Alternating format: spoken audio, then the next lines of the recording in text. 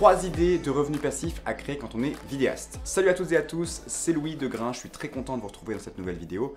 Pour rappel, notre mission chez Grain, c'est de vous aider à créer des vidéos de qualité pro, même si vous partez de zéro, et pour ceux qui le souhaitent, à faire de la vidéo leur métier.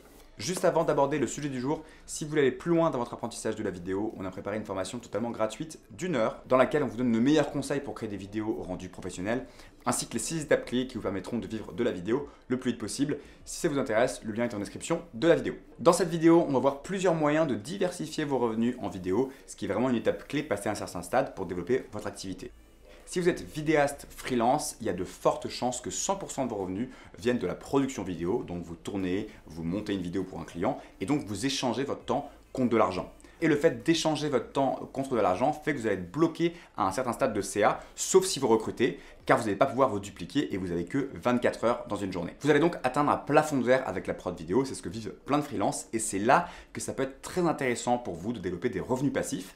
Qu'est-ce que c'est que des revenus passifs? Eh bien, ce sont simplement des revenus qui ne vont pas être corrélés au temps passé pour une activité. Donc, vous allez faire une action une fois et elle va générer des revenus sur le long terme. Je sais, ça paraît magique comme ça, mais vous allez voir, c'est pas si compliqué. On va voir 3 revenus passifs aujourd'hui, 2 que vous allez pouvoir créer sans audience et 1 avec audience. Qu'est-ce que je veux dire quand je dis avec ou sans audience? Quand je parle d'audience, je parle de communauté. Si vous construisez une communauté, que ce soit sur Facebook, Instagram, YouTube ou via un podcast, vous allez avoir plus de possibilités de créer des revenus passifs et ces revenus vont être beaucoup plus intéressants. Alors que si vous n'avez pas d'audience, vous allez quand même pouvoir créer des revenus passifs, on va le voir, mais ils seront un peu moins intéressants. Donc c'est parti, on commence avec les revenus passifs à créer sans audience et le premier dont j'allais vous parler, ce sont les banques d'images.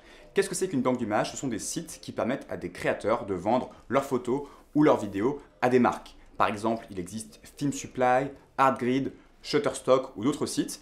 Et c'est très facile, vous avez des rushs en stock que vous allez dérocher pour des clients, par exemple pour une vidéo de voyage ou pour une vidéo institutionnelle. Et vous les mettez en vente sur ces sites, vous allez pouvoir ensuite toucher une commission entre 15 et 40% sur des marques qui vont pouvoir acheter vos vidéos.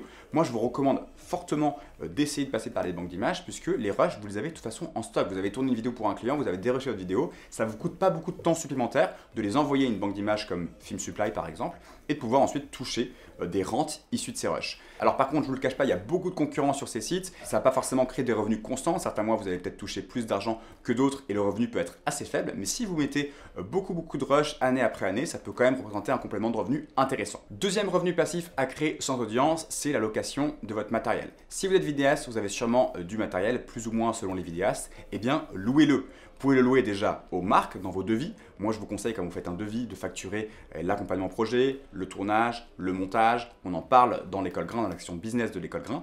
Mais vous pouvez aussi facturer aux marques votre matériel. Donc pour ça, c'est pas compliqué. Vous allez sur des sites de location de matériel comme par exemple SOS Ciné que j'aime beaucoup avec qui on a un partenariat. Vous regardez combien ils louent, par exemple un R5 à la journée et puis vous le facturez à la marque. Vous avez acheté ce matériel. C'est normal de le louer ensuite aux marques. Ça, c'est la première chose. Vous pouvez aussi louer votre matériel à votre entourage, par exemple à vos amis qui cherchent du matériel. Dans ce cas, il faut bien faire attention à mettre dans votre statut de boîte que vous avez une entité de location de matériel, mais ça peut aussi représenter un complément de revenu intéressant.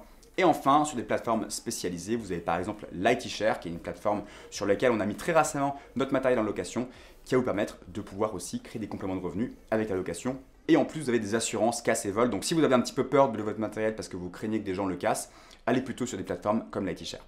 On passe au troisième revenu passif que vous allez pouvoir créer cette fois-ci avec une audience et il s'agit d'un produit digital ou d'une formation en ligne, donc par exemple un pack de lutte, des presets, des effets sonores ou une formation complète comme j'ai créé l'école Grain par exemple ou des plus petites formations sur le montage sur Premiere Pro ou Final Cut. Et l'avantage avec un produit digital, c'est déjà que vous maîtrisez le produit de bout en bout, c'est vous qui le créez de A à Z, donc c'est beaucoup mieux par exemple je trouve que la publicité YouTube où devant votre vidéo, pendant la vidéo, il va y avoir des pubs qui vont interrompre l'audience et qui vont leur montrer des produits que vous n'avez pas maîtrisés, alors que là vous maîtrisez le produit de bout en bout. 2. Vous fixez le prix que vous voulez, donc vous allez potentiellement pouvoir gagner beaucoup plus d'argent qu'avec la location de matériel ou qu'avec les banques d'images. 3. Contrairement à un produit physique, il n'y a pas de livraison, donc la marge est plus intéressante sur ce genre de produit. Et puis, c'est pas forcément long à créer. Si vous créez des luttes, des effets sonores, des presets, ça peut être très rapide et vous pouvez très facilement commencer à vendre des premiers produits à votre audience sans y passer des journées ou des mois. Et puis la cerise sur le gâteau, je vous ai dit qu'il fallait une audience, mais c'est faux. Même pas besoin d'avoir une audience pour créer une formation en ligne. Moi, mes premières formations, je les ai créées sur un site qui s'appelle Udemy, qui a une grosse base d'utilisateurs. Donc j'ai commencé à créer ma première formation en 2018, où j'expliquais comment je faisais une vidéo de voyage de A à Z. Cette formation a cartonné et c'est elle qui m'a donné envie d'en faire une deuxième, une troisième, puis ensuite de lancer l'école Grain pour impacter un maximum de vidéastes en France. Voilà pour cette vidéo, c'était 3 idées de revenus passifs à créer quand on est vidéaste.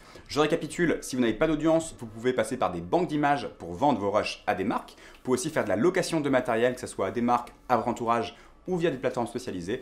Et enfin, avec une audience, vous allez pouvoir créer un produit digital ou une formation en ligne. Je sais que quand on est vidéaste freelance, le temps de travail est assez inégal. Parfois, on a des périodes de rush pendant 2 mois, puis plus rien pendant quelques mois également. Je vous conseille pendant cette période, notamment pendant le Covid, de diversifier vos revenus, de créer une audience ou pas, mais en tout cas de créer différentes sources qui permettront de pouvoir vivre de la vidéo le plus vite possible. Dans cette vidéo, on a abordé quelques revenus passifs, mais il en existe plein d'autres qu'on aborde dans la section business de l'école Grain. Si vous êtes intéressé, vous avez un lien en description. J'espère que cette vidéo vous a plu. Sur ce, je vous dis à très vite dans une nouvelle vidéo.